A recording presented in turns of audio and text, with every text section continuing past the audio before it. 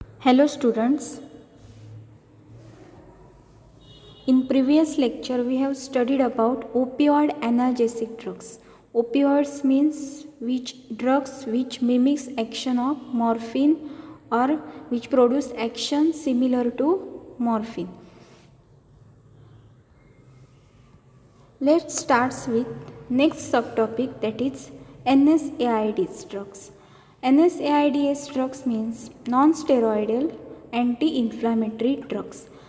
Non-steroidal anti-inflammatory drugs are pharmacological agents which reduces prostaglandin synthesis by inhibiting COX enzyme, that is cyclooxygenase enzyme, prevent inflammation, pain and fever.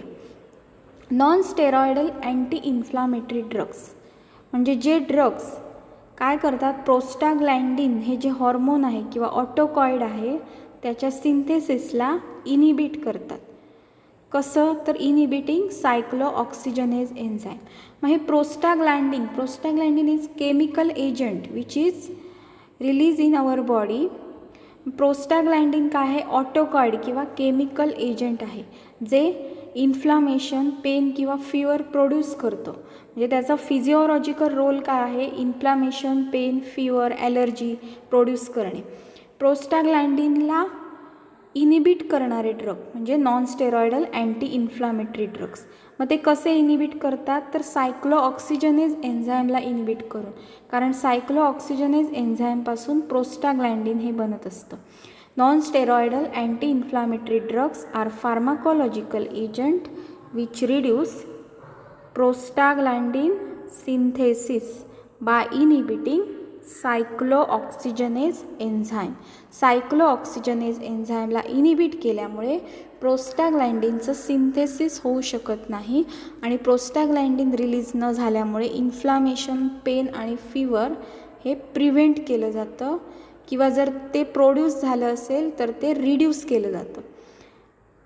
कारण inflammation, pain, fever हे प्रोस्टाग्लँडिनचा physiological role आहे. म्हणजे प्रोस्टाग्लँडिनमुळे inflammation, pain, fever produce होतं.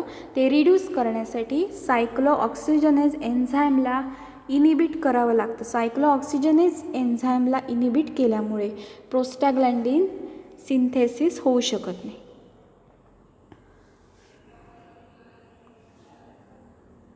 NSAIDची example ह्या फोटोमध्ये तुम्हाला दिलेले आहे. ब्रँड नेम क्रोसिन, म्हणजे क्रोसिन ब्रँडचे ड्रग्स आहेत. For example Crocin 650 tablet, Crocin advance tablet म्हणजे Crocin 500 mg, Crocin advance pain relief tablet, Crocin syrup, Crocin drops. मग डिफरंट डोसेज फॉर्ममध्ये हे ड्रग्स या फोटोमध्ये दिलेले आहेत. ब्रँड नेम आहे क्रोसिन. मग त्याच्यामध्ये ड्रग कुठचा आहे, पॅरासिटामॉल किंवा ॲसिटामिनोफेन.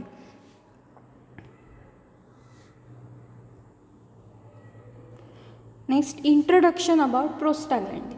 प्रोस्टाग्लँडिन म्हणजे काय ते पाहूया. Prostaglandin is a lipid derived ऑटोकॉइड.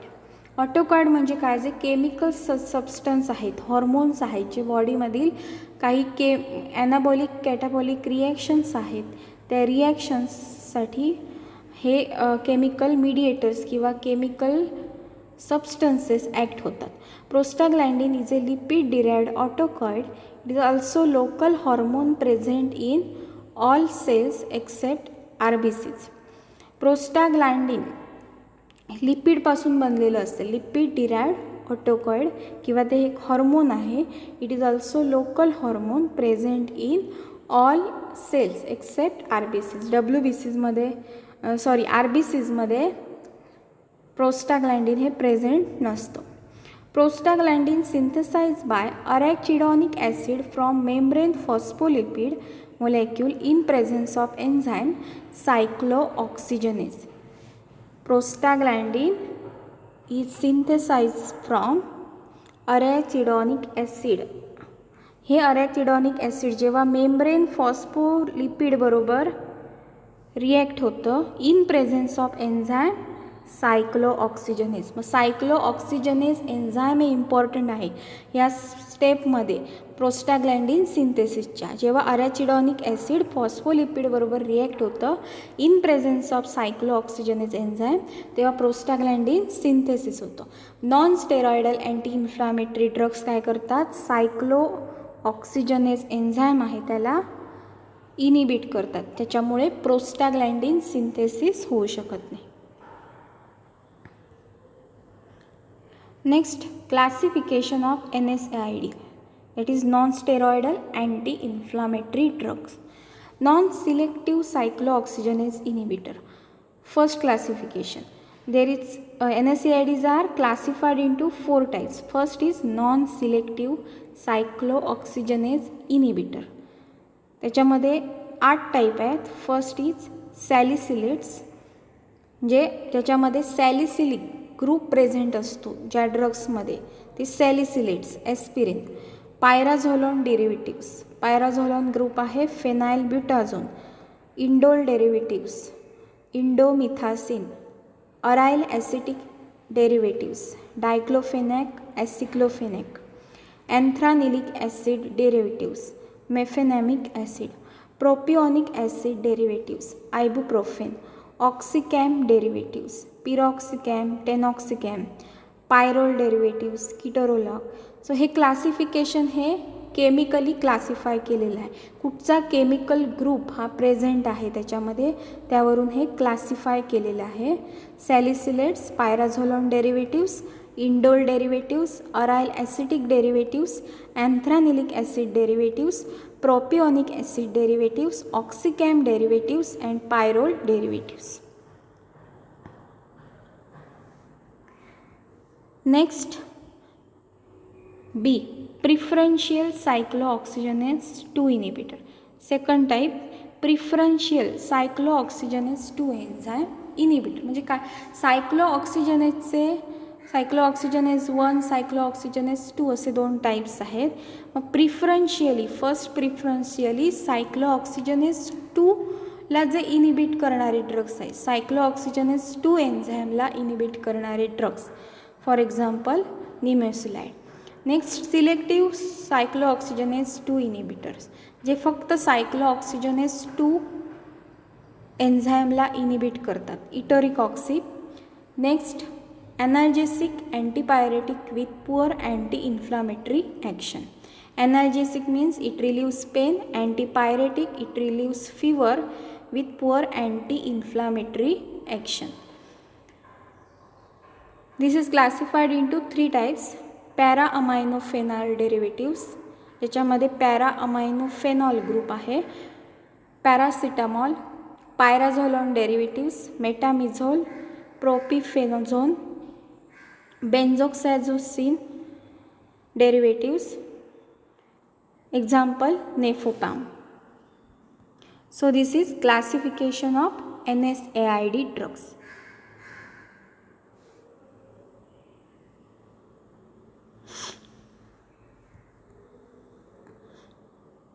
Next, side effects. So what are the side effects of non-steroidal anti-inflammatory drugs? First is nausea, vomiting, GIT मध्ये साइड इफेक्ट प्रोड्यूस होतो. Gastric bleeding. गॅस्ट्रिक ब्लिडिंग का, कारण सॅलिसिलेट्स जे आहेत, फॉर एक्झाम्पल ॲस्पिरिन, हे drug अँटीकोॲग्युलंट ॲक्शनसुद्धा दाखवतात.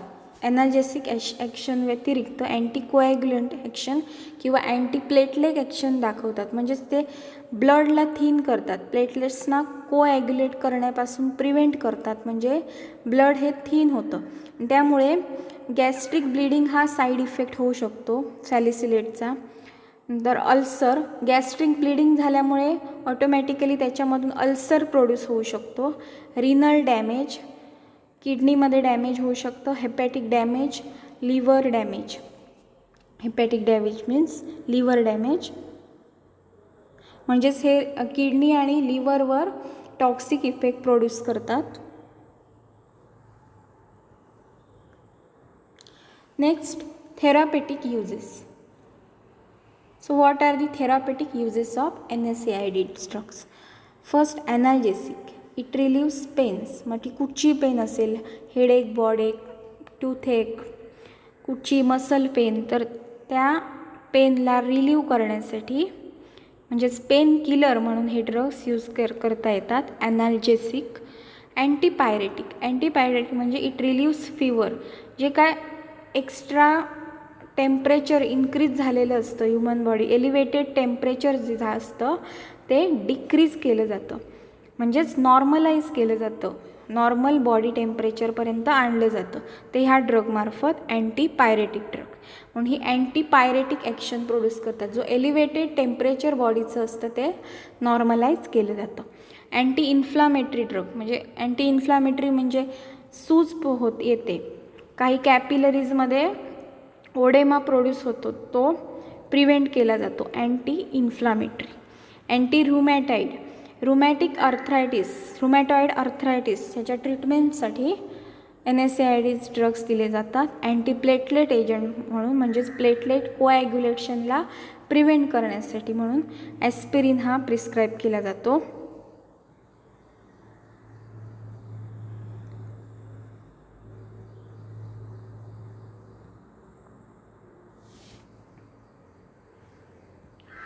Next, pharmacological actions of salicylates mainly ॲस्पिरिनचे काय फार्माकोलॉजिकल ॲक्शन्स आहेत. Analgesia, it relieves pain related to joints, muscles, nerve, body ache, headache, toothache by acting on thalamus and hypothalamus. Thalamus and hypothalamus are the part of central nervous system, म्हणजे ब्रेनचा जो part आहे त्याच्यावर हे drugs act होतात. Antipyrexia, salicylates and derivative reduce body temperature by reducing prostaglandin level and increasing sweating.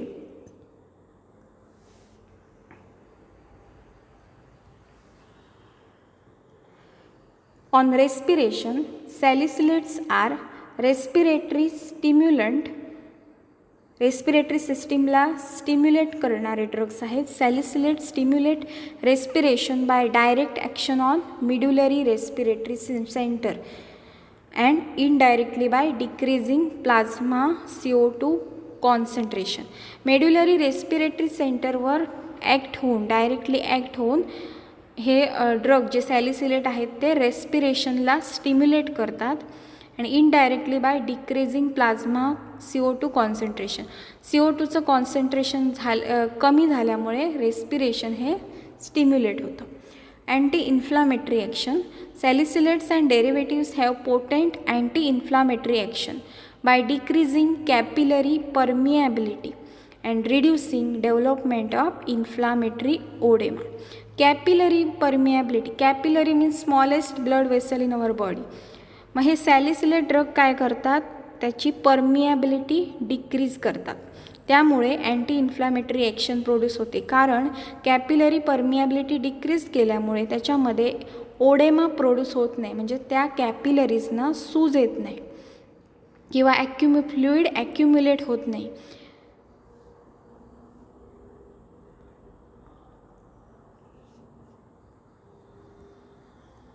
Next, acute salicylate poisoning. सॅलिसिलेटचं poisoning झाल्यामुळे काय होतं, व्हॉट आर दी कॉजेस, कशामुळे सॅलिसिलेटचं पॉयझनिंग होऊ शकतं. Prolong administration of salicylate in the treatment of rheumatic fever or rheumatoid arthritis. Rheumatoid arthritis कंडिशनमध्ये जर पेशंटने सॅलिसिलेटचा ॲनाल्जेसिक म्हणून वापर केला किंवा पेन किलर म्हणून, salicylate in the treatment of rheumatic fever or rheumatoid arthritis, तर त्याच्यामुळे त्याचं पॉयझनिंग होऊ शकतं. कारण त्या ड्रग्सचं बॉडीमध्ये ॲक्युम्युलेशन होतं, त्याचं एक्सक्रिशन डिक्रीज होतं, पण तो ड्रग ॲक्युम्युलेट होतो बॉडीमध्ये आणि त्याच्यामुळे त्या ड्रगचं पॉयझनिंग होऊ शकतं. Symptoms, headache, dizziness, vertigo, nausea, vomiting, respiratory depression, GIT, irritation and hemorrhage.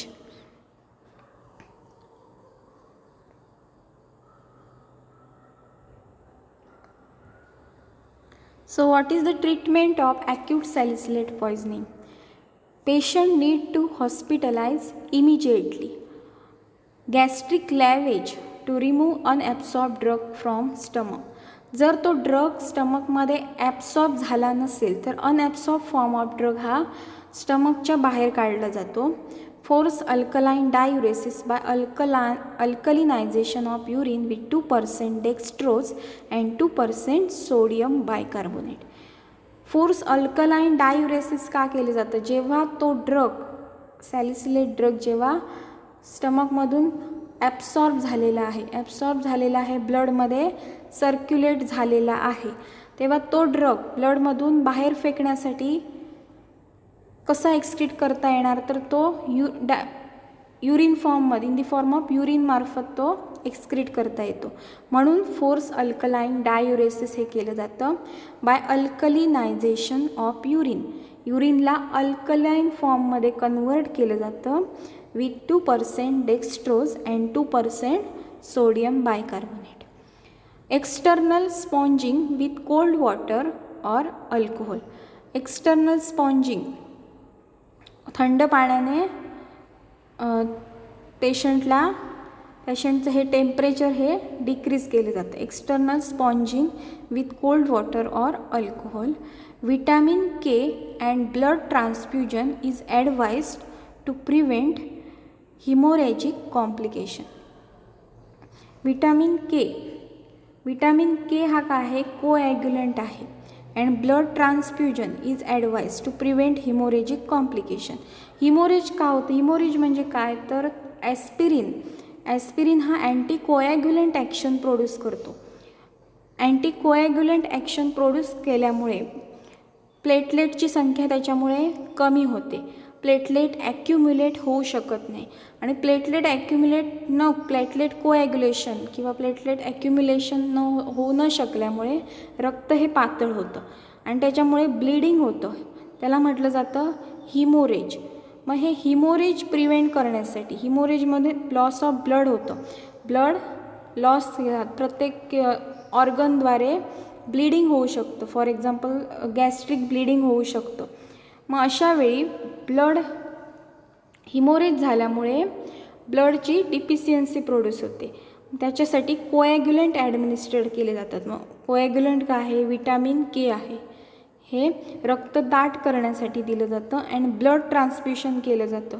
Blood administration केलं जातं कारण डिफिशियन्सी ऑफ ब्लड प्रोड्यूस होतं.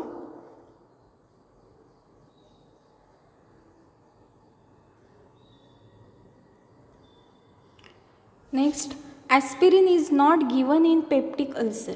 Give reason. Aspirin causes irritation of stomach, gastric erosion, gastric ulcer and GI bleeding. ॲस्पिरिनचे काही side effect आहे. Irritation of stomach, gastric erosion, gastric ulcer and GI bleeding. Gastro intestinal ट्रॅक्टमध्ये bleeding झाल्यामुळे त्याच्यापासून ulcer produce होतो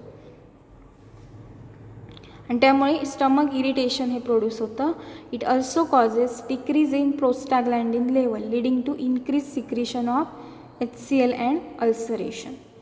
प्रोस्टाग्लँडिनची level ही decrease झाल्यामुळे HClचे जे सिक्रिशन आहे परायटल सेलमधून HCl सिक्रेट होतं ते इन्क्रीज केलं जातं अँड त्या HCl इन्क्रीज झाल्यामुळे आणि GI गॅस्ट्रोइंटेस्टिनल ब्लिडिंग झाल्यामुळे अल्सरेशन प्रोड्यूस होतं. Aspirin stimulate CTZ that is chemoreceptor trigger zone centre in brain causing epigastric distress, nausea, vomiting. जेव्हा CTZ स्टिम्युलेट होतं तेव्हा इपिगॅस्ट्रिक डिस्ट्रेस प्रोड्यूस होतं किंवा नॉझिया, ओमिटिंग हे प्रोड्यूस होतं. मग ॲस्पिरिन हा ड्रग CTZला स्टिम्युलेट करतो. परिणामी काय होतं? नॉझिया, ओमिटिंग प्रोड्यूस होतं. Thus aspirin aggravate condition of peptic ulcer, hence it is not given in peptic ulcer. Aspirin causes irritation of stomach, gastric erosion, gastric ulcer and gastrointestinal bleeding. It also causes decrease in prostaglandin level leading to increased secretion of HCl and ulceration. Aspirin stimulate chemoreceptor trigaxone center in brain causing epigastric distress, nausea and vomiting. Thus aspirin aggravate condition of peptic ulcer, hence it is not given in peptic ulcer. So in next lecture we have to study about anti-rheumatoid drugs. Thank you.